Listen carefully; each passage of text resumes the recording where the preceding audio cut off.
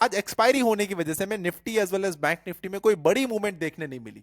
Nifty and bank Nifty दोनों एक range में ट्रेड कर रहे थे, जबकि अगर आप न्यूज देखोगे कि ग्लोबल मार्केट सुपर पॉजिटिव था, ग्लोबल मार्केट का हैंडओवर अच्छा था, सारे हमारे Asian markets as well as global market super positive थे। बट स्टिल आज के दिन भी निफ्टी में हमें बहुत ज्यादा मूवमेंट्स नहीं देखने मिली। इसका रीजन है कि आज के दिन 6 बजे axis bank, Infosys and Reliance के रिजल्ट्स आने वाले थे। अब ये तीन अलग अलग सेक्टर हैं जो हैवी वेट स्टॉक हैं, और निफ्टी और बैंक निफ्टी दोनों के ऊपर इसकी असर होती है। अगर लेट्स से रिलायंस के रिजल्ट्स खराब आते हैं या इंफोसिस के रिजल्ट्स खराब आते हैं तो निफ्टी बहुत ज्यादा गिर सकता है, और अगर एक्सिस बैंक के भी रिजल्ट्स खराब आते हैं तो उसकी वजह से बैंक निफ्टी में भी बहुत ज्यादा असर हो सकती है। अब ऐसे में रिजल्ट्स कैसे आए हैं और उसका कल के दिन मार्केट्स में क्या असर होने वाला है, और कल के दिन फ्राइडे, तो फ्राइडे बहुत बड़ी मूवमेंट आ सकती है मार्केट्स में, ये सारी चीजों के बारे में हम आज के इस वीडियो में डिस्कस करने वाले हैं। So let's start a market analysis video. अब यहाँ पे एक्सिस बैंक का चार्ट जो है हमारे सामने ओपन है। जनरली होता क्या है कि क्वार्टरली अर्निंग्स कैसे भी आए बट स्टॉक उसके ऊपर अलग ही रिएक्शन देता है। तो आज हम ये स्टडी करेंगे, थोड़ा बहुत समझने की ट्राई करेंगे कि एक्सिस बैंक अपने क्वार्टरली रिजल्ट्स के बाद कैसे रिएक्शन देता है। जनरली हैवी वेट स्टॉक के क्वार्टरली अर्निंग जो है वो लाइव मार्केट्स में नहीं आते हैं, क्योंकि उसकी वजह से बहुत बड़ी ऊपर नीचे मूवमेंट्स हो सकती है।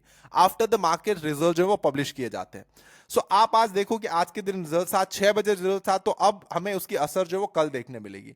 अब सबसे पहले हम प्रीवियस क्वार्टरली रिजल्ट्स को अगर देखें तो नेक्स्ट डे क्या हुआ था, मार्केट बहुत बड़ा गैप डाउन हुआ था, बिकॉज इतना ज्यादा अच्छा रिजल्ट नहीं आया था।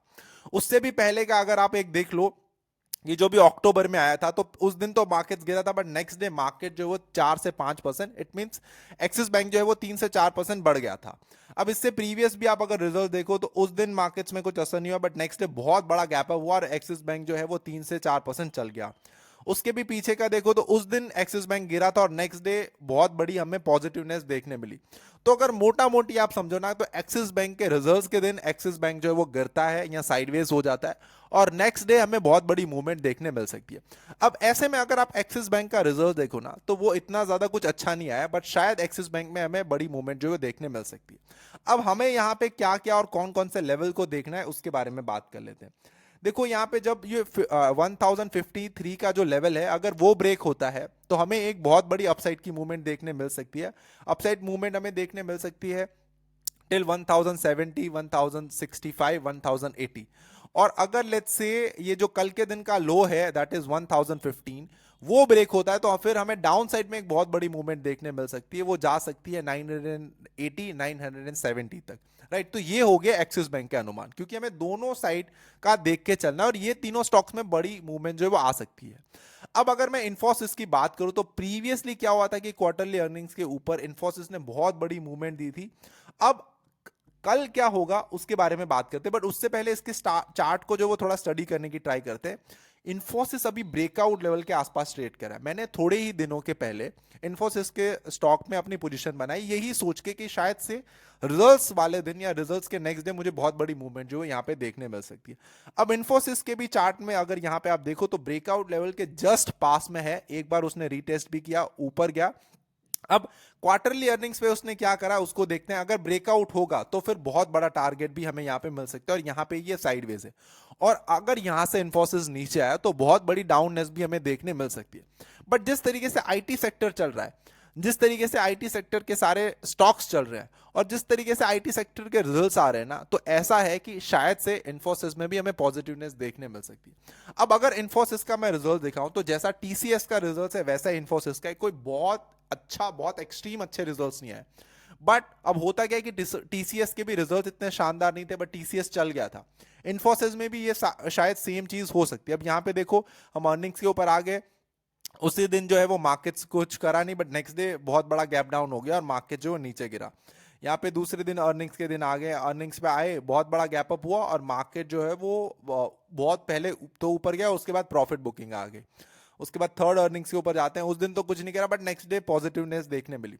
तो इन्फोसिस की मैं अगर अर्निंग्स की बात करूं तो इतनी ज्यादा कुछ अच्छी नहीं है, बट जस्ट बिकॉज ये पूरी पैटर्न बनी हुई है, ब्रेकआउट लेवल के आसपास है, तो इन्फोसिस की बात कर लेती है। अगर लेट्स से 1960 का जो लेवल है, राइट, या 1942 का जो लेवल है अगर वो ब्रेक होता है तो फिर हमें एक बाई साइड की पोजीशन बनानी चाहिए with stop loss of 1917, and इस पे हमें मोटा मोटी टारगेट लेके चलना चाहिए 1984। और अगर लेट्स से स्टॉक जो वो डाउन जाता है तो 1917 का लेवल ब्रेक होने पर हमें एक सेल साइड की भी पोजीशन बनानी चाहिए जिसपे हमें मोटा मोटी स्टॉप लॉस रखना चाहिए 1965, एंड उस पे टारगेट लेके चलना चाहिए टिल 1819 तक। अब हमारे लास्ट स्टॉक के ऊपर आ जाते हैं जिसका नाम है रिलायंस। देखो रिलायंस का जनरली मैंने स्टडी किया है कि रिजल्ट्स चाहे पॉजिटिव आए, रिजल्ट्स चाहे नेगेटिव आए, रिलायंस का रिजल्ट जो वो थोड़ा बहुत अच्छा आया है, राइट, बट रिजल्ट्स कैसा भी आए रिलायंस अपने रिजल्ट्स के ऊपर गिरता है, दैट्स फॉर श्योर। तो कल के दिन मुझे ऐसा लग रहा है कि रिलायंस कल के दिन भी गिरेगा ही, रिजल्ट्स कैसा भी आ जाए। पिछले 10 साल का डेटा देख लो, most of the time 80% of the time Reliance अपने क्वार्टरली अर्निंग्स के नेक्स्ट डे जो है वो गिरा है। तो रिलायंस पे हमारा जो व्यू है वो नेगेटिव है। लेट्स से आप देख लो 1250 के लेवल ब्रेक होने पर हम शॉर्ट साइड की पोजीशन बनाएंगे with a stop loss of 1275 and with a target of 1225, right. तो ये मेरे तीनों स्टॉक के ऊपर टारगेट एंड स्टॉप लॉस आ गए। अब एफआईएस की बात करते हैं, मोस्ट इंपॉर्टेंट थिंग कि यार साइडवेज मार्केट्स में भी, पॉजिटिव मार्केट्स में भी एफआईएस क्यों बेच रहे हैं। तो यहाँ पे देखो आज के दिन भी एफआईएस ने 4300 करोड़ की सेलिंग करी है और 2900 करोड़ की डीआईए ने बाइंग करी है।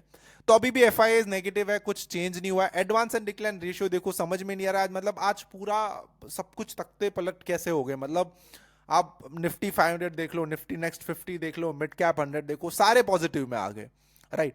अब मामला ये है कि कल ये स्टॉक्स कैसे रिएक्ट करते हैं, कल कितना बड़ा गैप अप होता है, कितना बड़ा गैप डाउन होता है, उसके बाद हमें रिएक्शन पता चलने लगेगा। तो कल फ्राइडे है, तो मोस्ट प्रोबेबली कल के दिन अगर आप ऑप्शन बायर हो तो ऑप्शन बाइंग जरूर करना, बहुत बड़ी मूवमेंट आ सकती है। मैं थोड़ा सा आगे आपको निफ्टी और बैंक निफ्टी का एनालिसिस बताने वाला।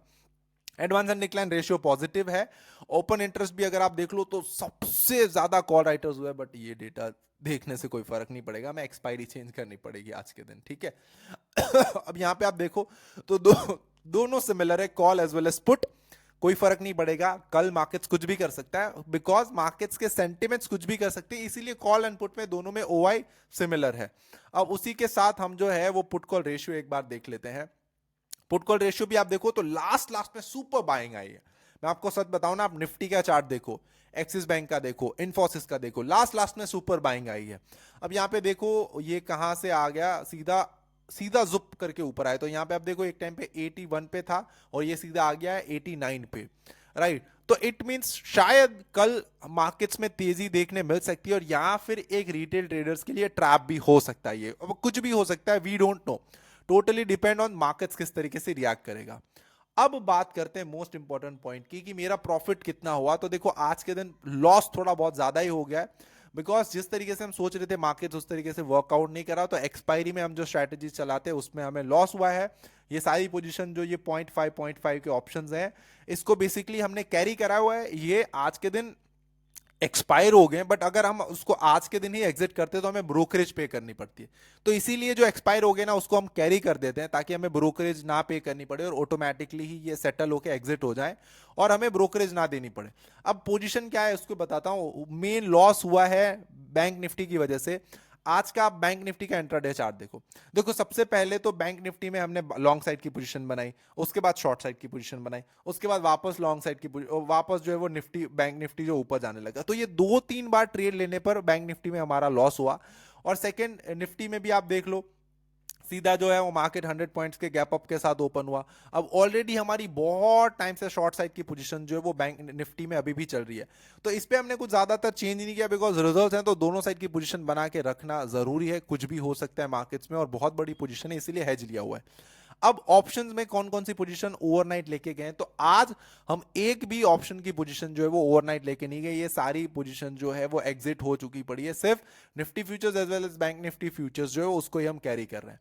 अब बात करते हैं कि कल मार्केट जो वो कैसा हो सकता है। देखो सबसे पहले आपको कल 3 सेक्टर के चार्ट जो वो ओपन रखने अपने पास। पहला है एनर्जी सेक्टर, दूसरा है आईटी सेक्टर, तीसरा है बैंकिंग सेक्टर। ये 3 सेक्टर में हमें बहुत बड़ी मूवमेंट जो देखने मिल सकती है। अब कल मार्केट्स ओपन कैसे होता है आप उसको सबसे पहले स्टडी करना। अगर बहुत बड़ा गैप अप होता है ये तीनों स्टॉक्स में, तो ये जो गैप अप है ना, पहले 5 मिनट्स तो ट्रेड ही नहीं करना या पहले 15 मिनट्स ट्रेड मत करना। जो 15 मिनट्स की कैंडल बन रही है उसकी रेंज को मार्क कर लो। अगर उसकी ऊपर की साइड ब्रेक करता है तो फिर वहां से बाय कर लेना, जो 15 मिनट्स का लो है उसे स्टॉप लॉस डाल देना। और अगर 15 मिनट कैंडल का लो ब्रेक होता है तो उसका हाई जो है वो एज अ स्टॉप लॉस डाल देना। तो इस तरीके से ट्रेड करना, फर्स्ट 15 मिनट कुछ मत करना, उसके बाद ट्रेड करना। अब जिस तरीके से मार्केट्स ने मूव करा है, ऐसा लग रहा है कि शायद से एक ट्रैप हो रहा है और मार्केट्स कल के दिन भी नेगेटिव रह सकता है। बट लास्ट लास्ट में बाइंग हुए तो पता नहीं, मतलब तो फिलहाल कल के दिन ऑप्शन बाइंग करना चाहते हो तो मस्ट है, कर सकते हो, बिकॉज कल के दिन बड़ी मूवमेंट्स मिल सकती है, स्पेशली ये तीनों स्टॉक्स में, और निफ्टी में भी हमें देखने मिलेगी, बैंक निफ्टी में भी देखने मिलेगी। राइट, तो ये था आज का मार्केट एनालिसिस। आई होप आज को आपको समझ में भी आया होगा, पसंद भी आया होगा। कल से जो मैं मार्केट एनालिसिस करूंगा उसमें मैं क्रूड ऑयल भी इंक्लूड करने वाला हूं, नेचुरल गैस भी इंक्लूड करूंगा, गोल्ड सिल्वर चारों के चार्ट्स भी इंक्लूड करूंगा। अगर आप चाहते हो कि मैं क्रिप्टो करेंसी के ऊपर भी जो है वो डिटेल ऐसे मार्केट एनालिसिस वीडियो बनाऊं, तो उसके बारे में भी आप मुझे जरूर बताना, मैं क्रिप्टो करेंसीज के ऊपर भी आपको डिटेल एनालिसिस जो वो प्रोवाइड करता रहूंगा। Till then keep learning, keep earning and keep making money from the stock market. Good